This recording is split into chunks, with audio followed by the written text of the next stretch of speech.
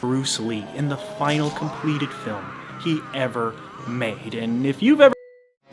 Chances are, if you've seen an image of the legendary Bruce Lee, say emblazoned on a t-shirt or on a poster, it's from Enter the Dragon.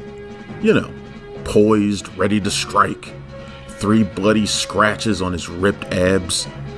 Enter the Dragon is by far the martial arts master's most famous film, and generally considered among the best martial arts movies ever made. And for good reason. It's frickin' awesome. It also holds a place as the final completed movie before his death in 1973. On this episode of Real Action, we're looking back at Enter the Dragon, Bruce Lee's breakout on the big screen, and the film that brought him and his style of martial arts truly into the mainstream. Let's go. I look at Enter the Dragon as the culmination of everything that Bruce Lee wanted to be as a Hollywood actor.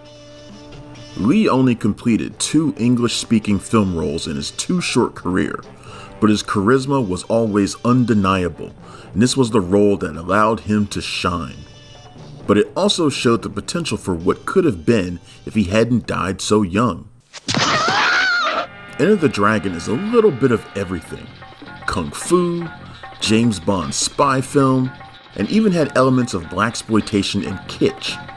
The film also became the ultimate expression of Lee's martial arts philosophy. A martial artist has to take responsibility for himself and to accept the consequences of his own doing. Utilizing all of the skills and lessons he had learned and putting them on display in a kick-ass flick that had something for everybody. In a secluded, peaceful Shaolin monk community, Lee is approached by stodgy British intelligence agent Brathwaite to accept an invitation to fight in a tournament held on an island owned by Han, a reclusive millionaire and head of a criminal organization. Lee has little interest in it, until he learns that Han's right-hand man, O'Hara, brutally murdered his sister years earlier.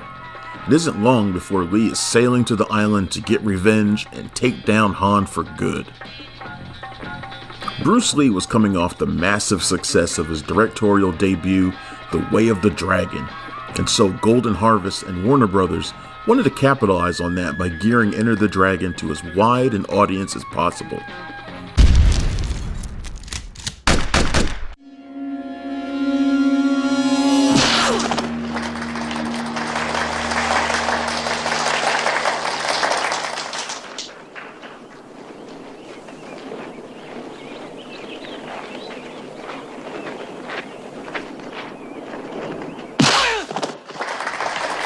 One of the first things that sticks out is that it features 3 heroes of different ethnicities in hopes of attracting those groups.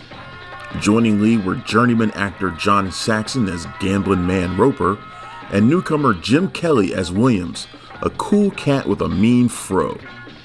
Roper and Williams are old Vietnam War buddies and quickly become thick as thieves. But they also take a liking to Lee, who humiliates an old rival, Parsons, with what he called the art of fighting without fighting. The art of fighting without fighting?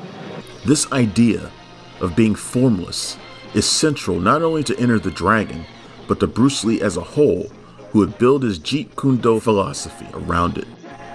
Throughout much of the film, Lee constantly reemphasizes this idea in different ways.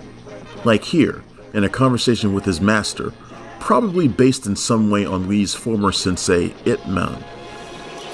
When the opponent expands, I contract. When he contracts, I expand. And when there is an opportunity, I do not hit. It hits all by itself. In another, he instructs a young student, "Don't think, feel. It is like a finger pointing away to the moon. Don't concentrate on the finger or you will miss all that heavenly glory." And in one of his most famous quotes, again in response to his teacher asking him about facing an opponent, Lee responds, There is no opponent. When asked why, Lee responds, Because the word I does not exist. There are many different interpretations of this, with most concluding that it means oneself is the only true obstacle to overcome. Do that and you are invincible. To me, that's never quite made sense. I've always taken it to mean that fighting against oneself is pointless. Be present in the moment. Let the past and worries about the future go. To be present in the moment is to be unstoppable. Okay, enough philosophy. Let's get to the fighting.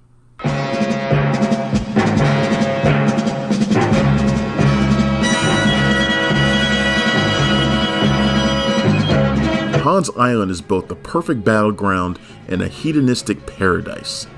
Lee, Roper, and Williams are each more than a match for their opponents, with Williams easily dispatching of the bullying Parsons. There's also a funny scene as Roper tries to hustle an eager gambler, only for Williams to let his friend get beaten up for longer than expected.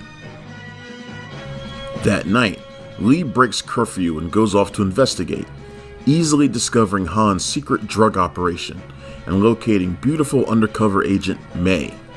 His breaking of the rules would have unexpected consequences the next morning, though.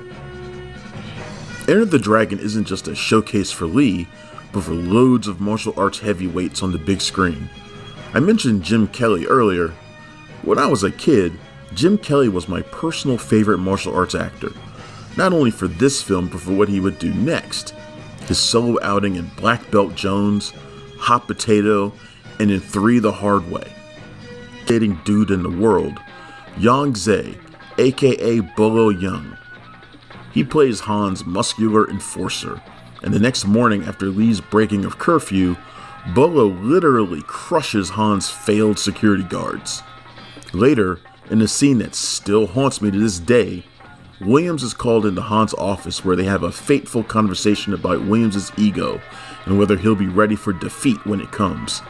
And Williams utters these words that I'll never forget because of how he was just by saying them. I don't waste my time with it. When it comes, I won't even notice. Oh, how so?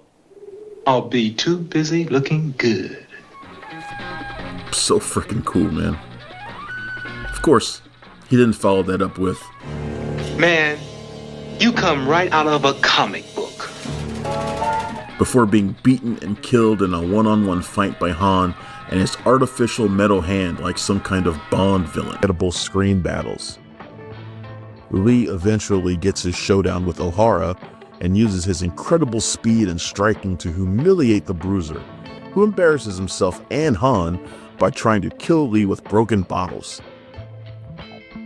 Who can forget that last fatal stomp by Lee and that feral howl of victory as he grinds his foot into O'Hara's neck? We even get Saxon versus Bolo, which, as crazy as it might seem, is a pretty good fight with Saxon's Roper coming out victorious. Roper, who's the shadiest of the 3 heroes and nearly joins Han's organization, is also something of a scrapper. That fits Saxon perfectly, who is older and less refined a fighter as his co-stars. Other fighting greats who would appear: Sammo Hung has an early fight with Lee in the film, and Jackie Chan pops up in a couple of scenes if you look closely and quickly enough. How sad is it that we took feel?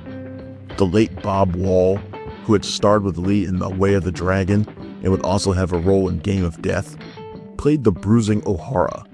He was an Okinawan martial artist and another with his own dojo in California, one that he eventually sold to Chuck Norris. Rumors he and Lee were actually bitter enemies had been shot down by Wall, and never really made much sense given how often they worked together. Shi Qian, who played the villainous Han, was also a skilled martial artist, as well as Australian champion Peter Archer, who played Parsons. Not to be outdone, Angela Mao Ying, who played Lee's sister, was one of the most prominent female martial arts actresses of the 70s and had just starred in Lady Whirlwind, which many said put her on equal footing with Bruce Lee. When war finally breaks out on the island, that's when Lee's moment really comes. Putting his Jeet Kune Do front and center, he refuses to be bound by a singular style. He defeats his foes easily, whether he's barehanded are using a variety of different weapons, including some fierce nunchaku play. When Lean says to be, quote, be formless, shapeless, like water.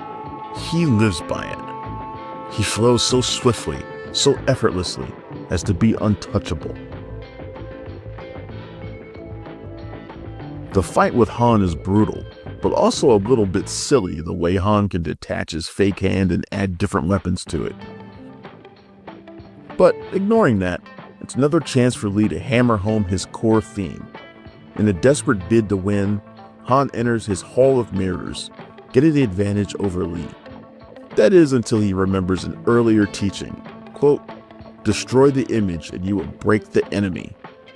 It's a lesson he takes quite literally.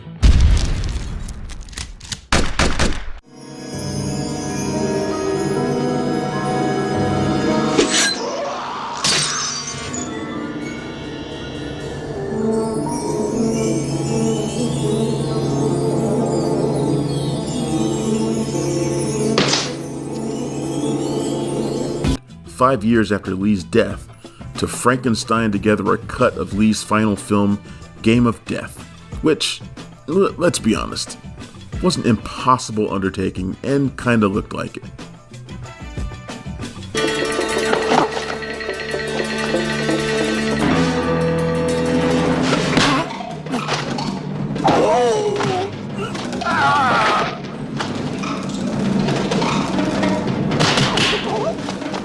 Subjects, most notably the film's title.